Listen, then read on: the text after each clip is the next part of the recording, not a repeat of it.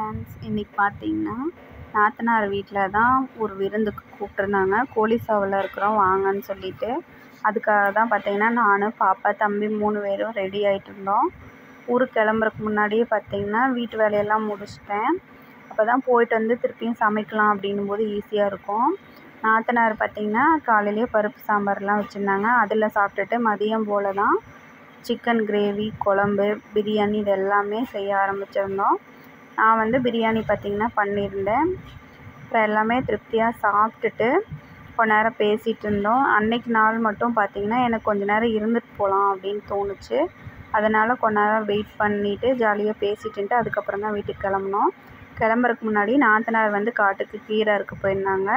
எங்களுக்கும் பார்த்திங்கன்னா 2 கட்டு கீரை, செங்கீரை கொடுத்துருந்தாங்க. அதையும் வாங்கிட்டு வீட்டுக்கு போகலாம் அப்படின்ட்டு காட்டுக்கு போயிருந்தோம். மிளகு, தக்காளி, கீரையெல்லாம் பார்த்திங்கன்னா இப்போ தான் விதை போட்டிருந்தாங்க.